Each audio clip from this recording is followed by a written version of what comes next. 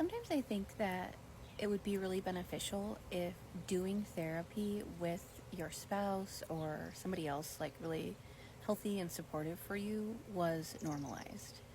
We decided to try couples therapy just to make sure we were like as ready for kids together as we could get. We both have different mental illnesses, and sometimes they impact each other.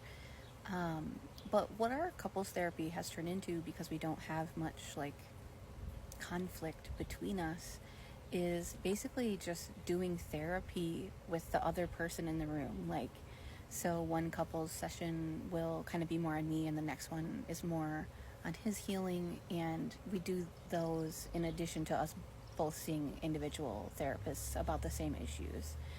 And it's been really cool to get to address the same issues with two different therapists, just to experience how that works, like how different therapists work. But also, it has been uniquely beneficial, I think, for both of us, but definitely for me, to see my partner's reactions to the things I'm talking about.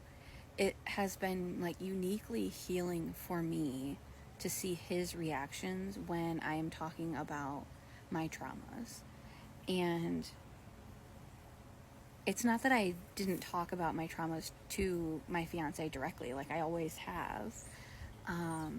But I think therapy has a way of like getting to like the heart of things, or getting into details of things that are a little different than the conversations you might just have with your partner on your own. And so him being able to just be there and witness essentially what feels like an individual therapy session, and sometimes the therapist specifically encourages him to and me too when he's having his session, but encourages him to share his reactions and what he's feeling and what he's thinking about all of these things. And because it can be so healing to see your partner's reaction to your traumas or to the things that you're struggling with. In my case, I really struggle to feel angry about any of my traumas. And I think part of that is that I was just detached from my healthy anger, but part of it also is just a lack of empathizing with myself, and also just kind of that part of having trauma is that it is normal to you, because at least when it was childhood trauma, is that was your normal. And so you do adapt to it in a way that makes it very normal, even though it was painful. It's hard to fully grasp the weight of it when it's kind of all that you knew. And so seeing somebody who doesn't share that exact experience, who can then see it really clearly as being wrong or being hurtful or damaging or whatever, can help you realize how skewed your own perspective of your experience was. Like today, we didn't actually have couples therapy, but my partner had individual therapy, and he brought up how we had a conversation a couple of days ago about some like grooming trauma that I had. And he said he had like thought the reason he brought it up with his therapist was that he kept thinking about it multiple times, like, and it was impacting him emotionally. And after his therapy session, he like came and like cried about it, almost like talking to me.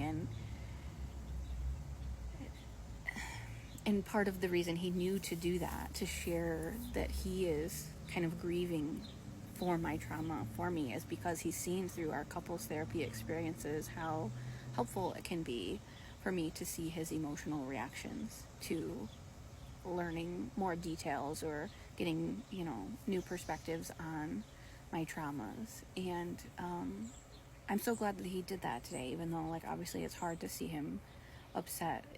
It's like every time it's like this refreshing reminder that, like, gosh, like, that was actually bad. It really wasn't normal.